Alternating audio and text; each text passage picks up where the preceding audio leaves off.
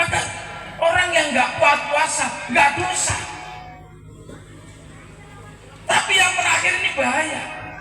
Pertanyaannya, ketika orang nggak sholat ini yang terakhir. Ini ibaratnya kepala. Ayo, kepala. Manusia nggak ada kepalanya. Masih manusia bukan? Manusia nggak ada kepalanya, manusia bukan? Ayo, manusia bukan? Berarti kalau manusia nggak sholat, manusia bukan?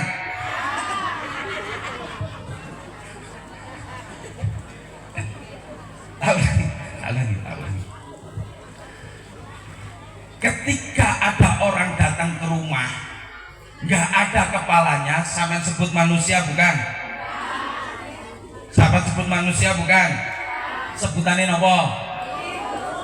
Sebutannya apa? Sebutannya apa, Pak?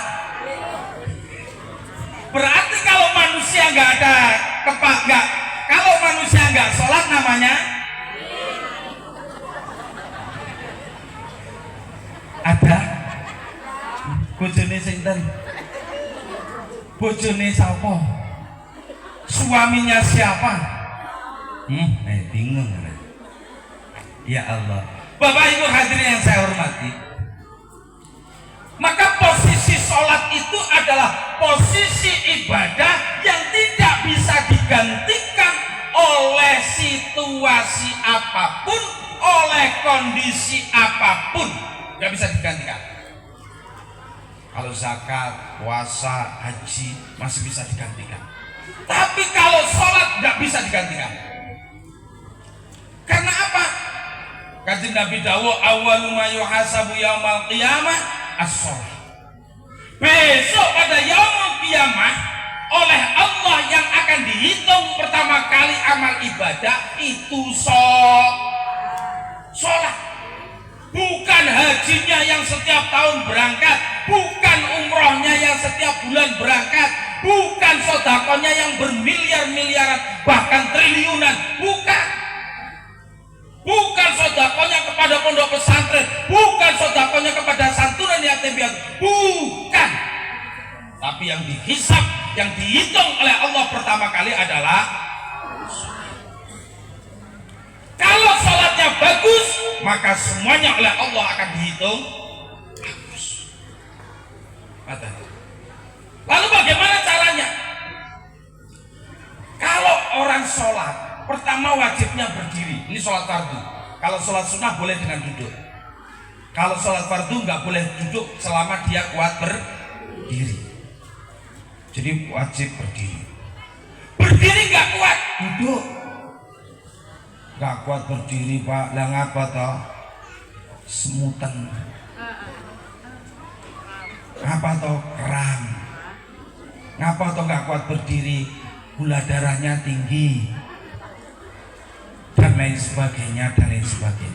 Loh, terus gimana sholatnya? Duduk. Sholatnya dengan duduk. Kalau sholat dengan duduk nggak kuat, lah ngapa nggak kuat duduk? Pinggangnya sakit,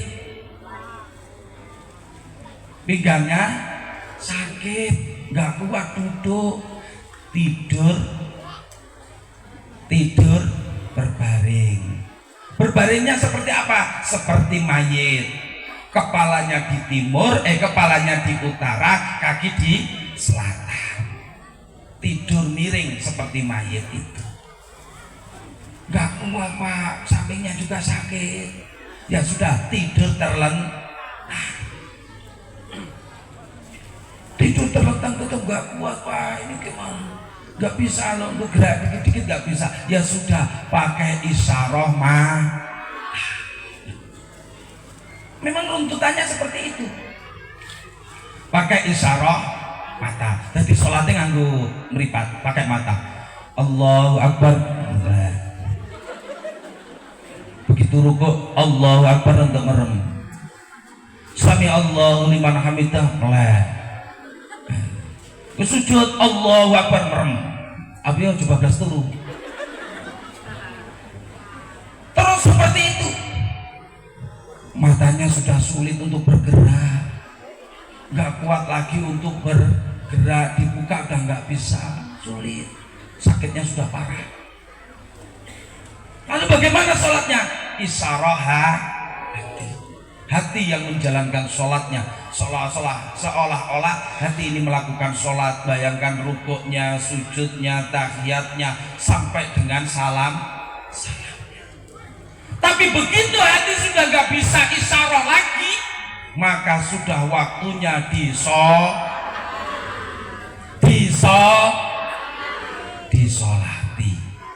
disolatkan alias loh, itu kewajiban sholat. Jadi nggak ada istilahnya ngapa nggak sholat umat, ngapa nggak sholat adem dingin. Ya Allah, sampai karena kewajiban sholat Allah itu sayang kali kula jenengan.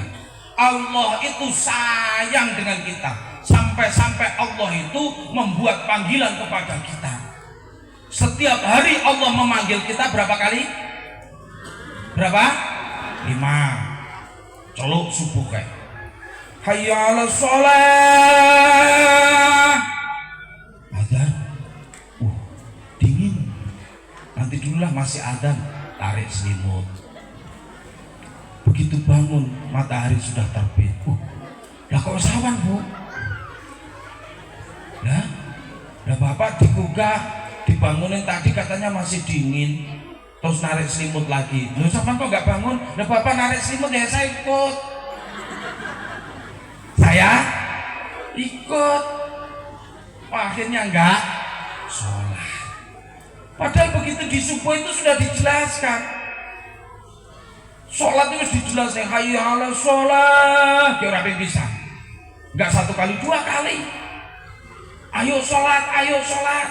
Ayo lah lek gelem sholat, kalau mau sholat hayya 'alal falah. Kalau mau sholat maka akan beruntung. Ditambahin nang subuhmu, as-sholatu khairum minan naum. Sholat kuwi luwih apik sangka turu. Tapi mergo naum itu akhirnya ya panggah turu. Tetep sholatnya cendek. As-sholatu khairum minan naum. Tahu naume turun. Enggak krungu pas bahasa as-sholate, krungune pas naum. Masjid ngejak turu ayo turu. Ya Allah, enggak berangkat Masya Allah. Iki diceluk subuh enggak mangkat. Yes celuk awan celuk. Lendek mau cerita alasannya karena kedinginan. Ya sudah, siang dipanggil, siang duhur celuk menang hayya 'alas shalah. Dibalik kerja kondisi ya Allah, tak leren dulu, tak istirahat keringatnya biar kering dulu nyantai. Ketiduran, bangun sudah waktunya jam berangkat kerja 1:30.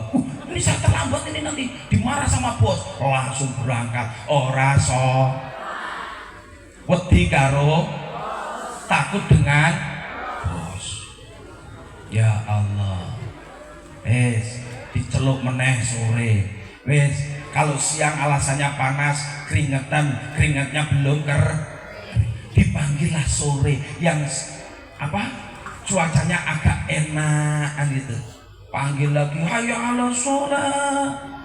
Ya Allah, sebentar lagi tak menyelesaikan ini ya Allah. Kalau di kebun kan enak sore itu, tambah anginnya sepoi-sepoi, cuacanya nggak panas, sudah mulai sayup-sayup. Ya Allah, bentar lagi ya Allah tak menyelesaikan ini ya Allah. Begitu lihat jam 5:30 lebih, ayo pulang sampai rumah sudah maghrib, nggak sholat dipanggil lagi maghrib, alasannya ya Allah capek belum istirahat bentar ya Allah, padahal maghrib itu waktunya cuma sebentar. Akhirnya maghrib nggak jadi sholat, waktunya isya sudah kecapean. Ya Allah, iki umatku ini makhluk saya, ini ciptaan saya, tak panggil nggak berangkat. Ya sudah, tak panggil lagi seminggu sekali. Ada panggilan harian, yang kedua panggilan mingguan. Apa panggilan mingguan itu? Sholat hayya 'alas sholat. Adzan berapa itu? Adzan pertama, waman, masih ada adzan kedua, nanti dulu. Yang khotbah siapa? Yang khotbah Khalid. Jelas lama itu, khotbahnya jelas lama, les aman, nyantai dulu. Enggak segera mandi tuh Pak. Gampang Bu. Itu kalau khotbah pasti lama itu. Ya Allah, ya Allah. Begitu khotbahnya selesai, loh kok cepet? Sopo kayak gini? Ya Allah. Akhirnya nggak jadi Jumat. Akhirnya dipanggil tahunan. Tahunan. Panggil tahunan itu apa? Puasa. Ya ayyuhalladzina amanu kutiba alaikumus syamu kama kutiba alal ladzina min qablikum la'allakum celuk kon poso ora poso enggak puas alasannya kerja dan lain sebagainya, akhirnya enggak berangkat lagi. Dipanggil lagi oleh Allah, seumur hidup sekali aja wajibnya, sekali saja wajibnya. Napa niku? Haji. Yo ramangkat. Duit enek, uang ada, alasannya nggak daftar haji, enggak, saya belum dapat hidayah kok. Ada. Lah nggak berangkat haji, nggak daftar haji, enggak, alasannya saya belum dapat hidayah kok, saya belum dipanggil oleh Allah kok. Kata siapa? Hidayah ada, panggilan ada, cuma kita yang belum mau dipanggil. Sebenarnya kita sudah dipanggil, tapi kita nggak menjawab. Gimana membuatkan? Iya apa tidak? Sebenarnya dipanggil kita itu oleh Allah. Suruh haji dipanggil oleh Allah. Tapi karena alasan tadi, saya itu belum dapat hidayah. Begitu panggilan harian nggak berangkat, mingguan nggak berangkat, bulanan nggak berangkat, kemudian seumur hidup sekali nggak berangkat, panggilan terakhir dan tidak akan pernah dipanggil lagi. Ngapa nih Bu? Mati. Israel, halo Gusti, kayak wis waya dicabut cabut lah Israel. Coba kok dhisik. Aku tak sholat gak bisa. Orai, nggak bisa. Pokoknya hari ini kamu harus menghadap Allah Subhanahu. Kapan jadwalnya? Kapan jadwal soal Allah? Ada yang tahu? Ada yang tahu? Tidak ada yang tahu. Inilah rahasia Allah. Yas'alunaka 'anir ruh, qulir ruhu min amri rabbi. Roh itu adalah rahasianya Allah. Kapan Allah memanggil, itu kehendak Allah. Nggak tahu kita. Kapan saat kondisi apa kita dipanggil, kita juga nggak tahu. Bisa jadi dipanggil pada saat tidur. Tidur, masih tidur, duduk aja. Macam mana? Ternyata sudah nggak ada. Makanya hati-hati. Kalau ada sampingnya sedang tidur ini disenggol. Kang, oh ya wes dikurip berarti. Nah kita nggak tahu kok, dipanggilnya Allah itu nggak tahu. Kondisi apa? Apakah saat kondisi kita ibadah? Apakah di saat kondisi kita sedang bekerja? Apakah di saat kondisi kita sedang nyantai? Apakah kita dipanggil oleh Allah saat kondisi sedang sakit? Kita nggak tahu. Nah kalau kita nggak tahu, apakah hari ini kita sudah siap untuk menghadap Allah? Siapa pun siap? Saya belum. Nanti penkerian lah. Tapi kan tidak melihat. Ini sudah tua, ini masih kecil. Enggak melihat siapa yang sudah tua. Enggak nggak melihat siapa yang sedang sakit, tidak. Oleh sebab itu, marilah kita siapkan hari ini. Bagaimana kita penghambaan kita kepada Allah. Maka orang yang nggak sholat ibarat manusia yang tidak punya kepala. Nah, ini bahaya.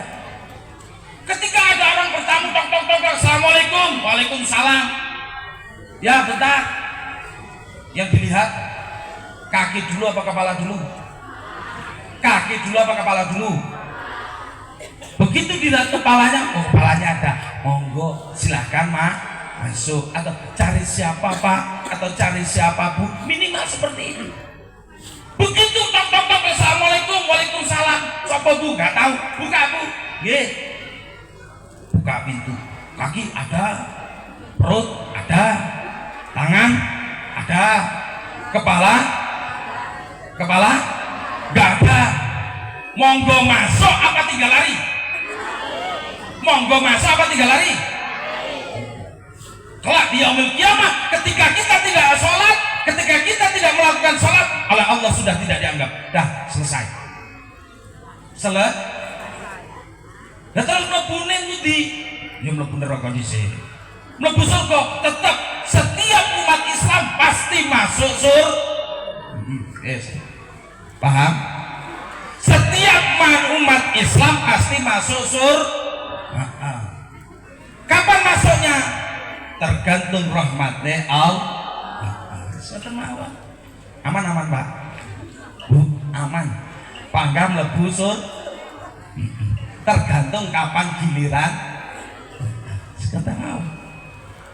Baju kotor, kotornya kena percikan, yang satu kotornya kena oli, ngerendamnya banyak yang mana? Cara ngerendamnya lebih lama yang mana? Yang kena? Karena apa? Kotor bang. Besok kan? Wah, telepon ini rokok saya diumbah sih. Diubah. Ya Allah. Bapak Ibu hadirin yang saya hormati, itulah kewajiban puasa. Maka puncak kemaksiatan manusia kepada Allah adalah di saat manusia tidak melakukan sholat. Itu puncak kemaksiatan manusia terhadap Allah. Maka sekaya apapun manusia, setinggi apapun jabatan manusia, setinggi apapun gelarnya manusia, kalau tidak sholat, beliau bukan orang yang sukses. Bukan. Di hadapan Allah bukan orang yang sukses. Yang sukses adalah umatku, makhlukku yang mau sholat kepadaku. Mereka apa? Karena apa? Karena perintahnya Allah sholat. Nggak ada perintah Gusti Allah sugio we gak, pangkato sing dhuwur gak, jabatano sing dhuwur enggak. Perintahnya Allah adalah wasjud waqtarib. Napa? Wasjud waqtarib. Sujudlah kamu kepadaku dan mendekatkanlah kepadaku. Artinya apa? Maka kenangan terindah kita adalah di saat kita sedang sujud kepada Allah. Bapak Ibu hadirin yang saya hormati, oleh sebab itu maka penting pendidikan sholat. Kalau kita punya masalah curhat dengan manusia kesana kemari, itu ada dua yang kita dapatkan. Pertama, kemungkinan kita dapat solusi. Yang kedua, kemungkinan itu akan menjadi celah kita bagi mereka untuk memperburuk keadaan kita. Tapi kalau kita mau curhat kepada Allah 1 hari 5 kali, insya Allah Allah akan memberikan jalan solusinya. Pasti itu, pasti. Curhat dengan Allah, ya Allah, anak saya semoga jadi anak soleh ya Allah. Ya Allah, semoga hasilnya banyak ya Allah. Curhat terus, diminta terus, setiap sholat diminta terus. Kata Allah, wa idza sa'alaka ibadi anni fa inni qarib ujibu da'watat da'i idza da'a. Hei Muhammad, Dalem Gusti, lek enek kalau ada umatmu yang tanya tentang aku, jawablah aku dekat dengan mereka. Nggih. Terus lek kalau ada yang mau berdoa meminta kepadaku, maka aku akan mengabulkan permintaannya. Loh, ini Gusti Allah. Dawuh Gusti Allah mesti hak boten goroh. Yang goroh itu, yang bohong itu adalah janji manusia. Nanti jalan ini kita perbaiki. Nanti. Begitu jadi nanti. Nggih. Begitu jadi nanti. Nanti masjid ini kita bantu nanti. Begitu jadi juga nanti. Sampai dengan selesai masih nanti. Tapi kalau janjinya Allah tidak.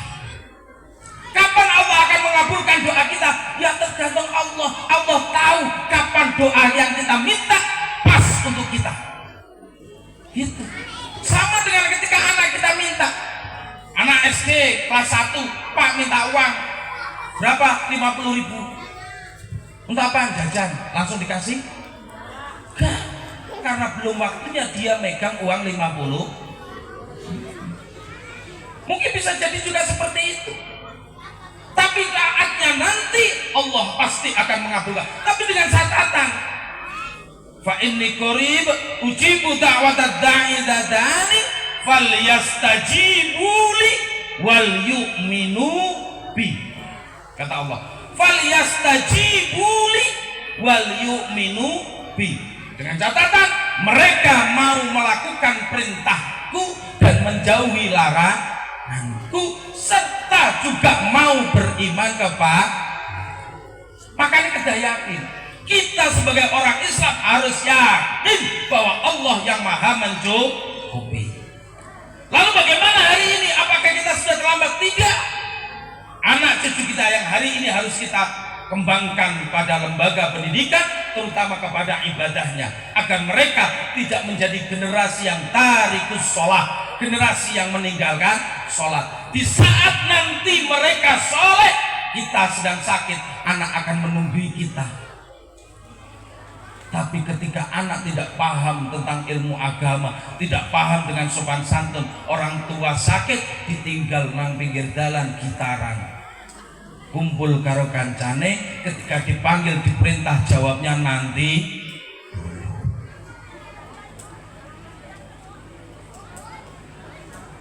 Padahal mereka adalah anak yang kita banggakan, mereka yang kita harap-harapkan. Dan di saat kita melahirkan anak kita, kita berharap bahwa anak kita menjadi anak yang soleh, anak yang solehah. Tapi apakah cukup dengan ucapan, ya Allah, semoga engkau jadikan anak ini anak yang soleh, ya Allah, semoga engkau jadikan anak ini anak yang soleh, ya Allah. Apa cukup? Betul. Tidak. Ibarat tanaman. Apakah tanaman itu setelah kita tancapkan lalu kita tinggalkan begitu saja? Tidak. Begitu kita nanam singkong, begitu kita nanam padi, begitu kita nanam jagung dan lain sebagainya, tidak kemudian kita biarkan tanpa kita urus. Dilihat ada rumputnya enggak? Oh ada, cabuti rumputnya. Karena apa? Sayang dengan tanamannya, supaya tanamannya bisa tumbuh berkembang dan kemudian menghasilkan panen yang banyak. Belum apa cukup seperti itu? Tidak. Dikasih pupuk. Apa cukup seperti itu? Tidak. Ketika ada hamanya, disemprot hamanya supaya tidak didekati hamanya. Tapi begitu anak lahir, kita hanya meminta untuk jadikan anak yang soleh, tapi tidak kita arahkan kepada lembaga pendidikan. Sama halnya kita menanam tanaman, setelah itu kita biarkan saja. Panen betul? Panen enggak? Ya Allah. Bapak Ibu hadirin yang saya hormati, anak yang soleh itu akan membawa keberuntungan. Di saat anak itu yang soleh nanti, yang kita arahkan ibadahnya, ngajinya dan lain sebagainya, kelak di yaumil kiamah masuk surganya Allah, mereka akan bertanya, ya Allah, saya kok di sini sendirian ya Allah? Orang tua saya kemana? Orang tuamu ke dalam neraka. Loh, kenapa ya Allah? Karena orang tuamu tidak pernah sholat, nggak pernah puasa dan lain sebagainya, nggak pernah menjalankan perintahku, tetapi yang dijalankan adalah laranganku. Apa kata jawab anak itu? Ya Allah, jika memang hari ini orang tua saya masuk ke dalam nerakamu ya Allah, maka saya juga tidak mau berada di surgamu ya Allah. Saya mau ikut kepada orang tua saya ke dalam nerakamu ya Allah. Loh, lah ngapa? Karena saya hari ini bisa masuk surgamu ya Allah, itu karena lantaran hasil pendidikan orang tua saya. Saya dididik oleh orang tua saya diajari oleh orang tua saya dikirim kepada lembaga pendidikan oleh orang tua saya untuk mengenal bagaimana cara beribadah kepadamu ya Allah. Hingga hari ini saya bisa menjalankan dan mendapatkan ridho dan rahmatmu dan saya masuk surga. Jadi bukan serta-merta karena saya ya Allah, tapi lantaran orang tua saya. Terus apa yang kamu lihat? Saya minta ya Allah, orang tua saya engkau bawa kemari ke dalam surga bersamaku ya. Akhirnya ya malaikat nggih Gusti, goleki wong tuane iki. Goleki, cari orang tuanya itu. Goleki kluwileng nang neraka mbak enek. Mboten enten Gusti, goleki meneh. Goleki mboten enten Gusti. Goleki meneh. Mbok nang ngisor dhewe rupane wireng. Ya.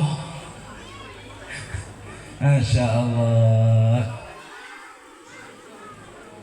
Tapi karena punya anak yang soleh, akhirnya oleh Allah dimasukkan ke dalam neraka, ke dalam surganya Allah dengan kondisi yang sehat walafiat. Mboten enten jengben teng kiamat keriput-keriput enten mboten enten.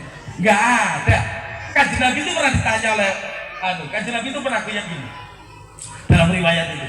Ya Rasul, besok kalau di dalam neraka atau di dalam surga ada nggak orang-orang sepertiku? Katakan Nabi, nggak ada, bah, nggak ada orang-orang seperti sampean, nggak ada, bah. Nangis, langsung nangis ya Allah. Berarti kalau mau benar neraka Gusti. Itu kan Nabi, betul, nggak ada orang-orang sepertimu itu nggak ada. Tambah nangis. Terakhir sama Kanjeng Nabi, karena besok di surganya Allah nggak ada orang yang keriput-keriput, yang ada orang yang seger seperti pada saat mudanya. Langsung sowan. Tetapi ketika anak itu tidak diarahkan, orang tuanya masuk surga, anaknya masuk neraka, karena tidak diarahkan, anak ini akan menarik orang tuanya. Lha kowe nang kene ngapa? Nggih, kalau saya jatahnya masuk neraka. Lah kok iso? Karena orang tuamu tuh orang tuamu tuh di dalam surga tuh lagi asik. Loh, kok kamu di sini? Karena saya di sini, ya Allah. Pada saat saya hidup di dunia, setelah dilahirkan dan lain sebagainya, setelah besar, saya tidak diarahkan bagaimana cara beribadahmu, saya tidak diarahkan bagaimana cara beramal soleh, saya tidak diarahkan bagaimana cara mencari ilmu. Sehingga hari ini saya berada di dalam nerakamu. Terus maka hari ini juga saya minta orang tua saya bertanggung jawab atas kondisi saya hari ini. Jaluanmu, permintaan saya, tarik orang tua saya bersama saya di dalam neraka. Akhirnya tarik anak orang tuanya masuk ke dalam neraka gara-gara anak yang tidak dididik. Nah, masalahnya gini, pendidikannya mahal, biayanya mahal. Nggih. Akhirnya tidak diarahkan ke dalam pendidikan. Udah kerja saja sama orang tua. Sekolah biayanya mahal, pondok pesantren biayanya mahal. Bapak Ibu hadirin yang saya hormati, terkait dengan biaya pendidikan, ampun khawatir, jangan pernah khawatir. Rizki itu dari Allah. Al-Habib Abdullah Alawi Al-Haddad itu mengatakan gini, Innallaha qad takaffala li thalibil ilmi birizqihi khasib bata'ani. Allah itu menanggung rizkinya orang yang mencari ilmu. Tak ulangi. Allah itu menanggung rizkinya orang yang mencari ilmu. Tanggungan Allah, kata Abdul Alwi Al-Khattab, dengan jaminan yang khusus. Jaminan khusus, bukan jaminan abal-abal, bukan. Anak yang masuk kepada lembaga pendidikan itu rizkinya dijamin oleh Allah. Lalu lewat siapa? Ya tetap lewat orang tuanya. Jadi jangan pernah kita berkecil hati, lalu bagaimana biaya pendidikan anak saya sedangkan penghasilan saya tetap seperti ini. Contoh gini, contoh niki contoh realnya nanti seperti apa. Contoh, di sini ada yang ngangsur motor banyak? Nggak ada. Banyak. Berapa per bulan? Berapa per bulan? 700. Ada yang 500. Dah taruhlah 500. Per bulan berapa? 500 ngangsur motor. Berapa kali? 3 tahun atau 35 kali. Kebayar sampai lunas ya. Ngambil bank, bayar sampai lunas ya. Pertanyaan saya, begitu angsuran motor yang jumlahnya 500 per bulan selesai, pertanyaan saya, apakah kita dapat nabung 500 per bulan? Kita bisa nabung 500 gak per bulan setelah motor lunas? Dan nggak bisa. Alasannya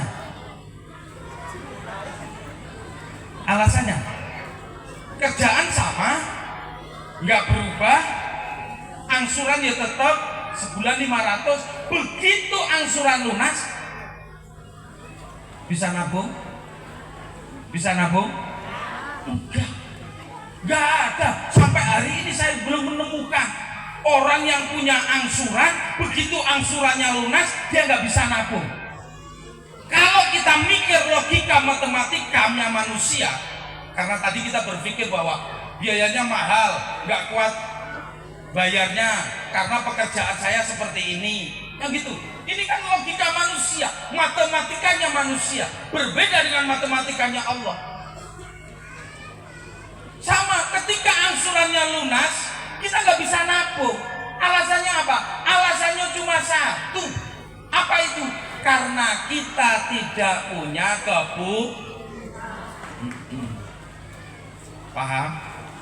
Karena kita tidak punya iya. Karena kita tidak punya kebutuhan, maka oleh Allah juga sudah dicukupkan. Kamu ini sudah gak punya angsuran motor, masa masih minta jatah 500 per bulan? Gak bisa. Maka Allah itu akan memberikan rizki kepada kita sejauh mana kebutuhan kita, bukan sejauh mana keinginan kita. Jadi gitu. Maka istilah orang Jawa dulu, orang tua dulu, bahasanya simpel. Banyak anak, banyak. Nyatanya orang tua kita tuh mbak kita anaknya berapa? 12. Anaknya berapa? 15.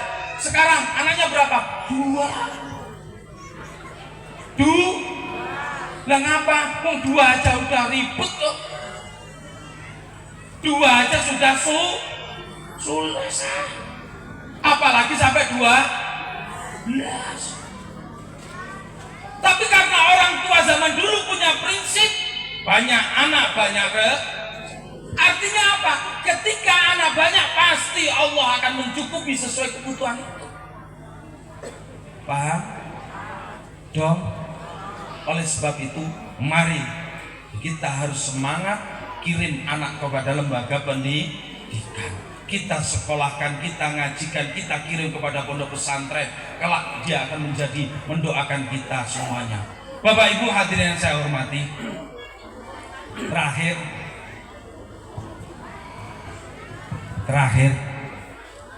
orang tua kami, guru kami itu pernah menyampaikan gini, kalau pengen anak yang sukses, kalau pengen punya anak yang sukses, pengen punya anak yang soleh solehah, disupport dengan dua hal.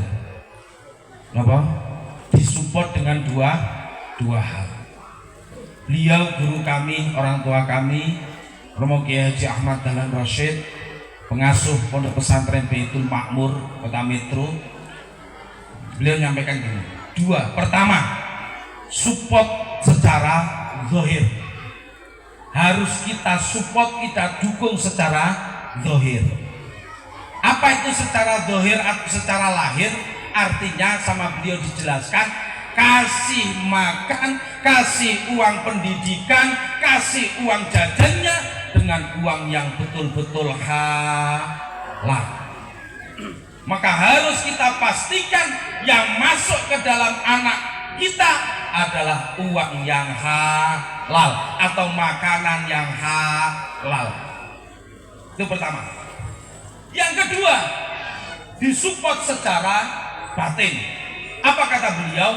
Disupport secara batin artinya adalah setiap habis sholat anaknya didoakan, minimal difatihai. Ya Allah, untuk anak saya ya Allah Zainab Al-Fatihah. Ya Allah, untuk anak saya ya Allah Budi Al-Fatihah. Itu setiap habis sholat, betul. Assalamualaikum, assalamualaikum. Mari istirahat sejenak. Kenapa? Istirahat sejenak, minimal istighfar 3 kali, minta ampun kepada Allah. Setelah itu berdoa, ditutup, difatihai. Siapa yang harus memfatihai anaknya? Ya tetap bapak ibunya. Tapi wabil khusus ibu. Wabil khusus ibu. Kenapa harus ibu? Karena ibu yang kuat hubungan secara batin terhadap anak. Maka riyadhahnya ibu itu penting. Dalam rangka kesuksesan seorang anak, itu yang paling utama adalah riyadhah atau tirakatnya seorang ibu. Bagaimana seorang ibu mendekatkan diri kepada Allah, maka akan berpengaruh besar terhadap kesuksesan anak. Ada para masyayikh mengatakan, lebih-lebih kalau habis sholat maghrib, satu anak fatihahnya adalah 40 kali. Berapa? 40 kali. Kalau anaknya 10 berarti 4 Iya, Rakober nyekel HP, ketinggalan FTV, Indosiar, SCTV ketinggalan, banyak pokoknya. Tapi gak masalah, demi seorang, ya kalau longgar. Tapi lebih bagus seperti itu. Ngapa putra-putra para kiai itu sukses-sukses? Ya salah satunya itu, tirakatnya orang tua yang malam bangun, kemudian habis sholat di Fatihah minta kepada Allah. Nah, begitu juga sebaliknya. Anak yang pengen sukses, setiap sholat, habis sholat, doakan orang tuanya. Doakan orang tuanya, minimal di Fatihah. Baik orang tua yang masih hidup ataupun yang sudah meninggal. Maka tidak ada kesuksesan anak tanpa tangisan doa kedua orang tua. Gak ada. Kalau ada anak yang mengatakan saya sukses karena usaha saya, bukan karena orang tua saya, tunggu masa hancur. Gak ada. Anak sukses pasti karena doa dan tirakat orang tuanya, bukan murni dari usahanya. Tanpa ridho orang tua, anak tidak ada apa-apanya. Sama, tanpa ridho seorang guru, murid tidak bisa apa-apa. Nggak bisa. Ridho Allah fi ridho walidain. Itu hak. Jangan bukan hanya sekilas semboyan. Bukan, itu hak. Ridho orang tua itu, ridhonya Allah itu berada dalam ridho orang tua. Saya ini, saya ini kalau ngaji, mau ngaji, itu pasti izin dulu mana orang tua. Jadi kalau abah itu dawuh jangan dulu, orang tua itu bilang jangan ngaji aja di pondok, ya saya batalkan. Tapi kalau orang tua, ya berangkat toh, berangkat saya. Saya yakin itu. Tidak ada anak yang sukses tanpa ridho orang tua, gak ada.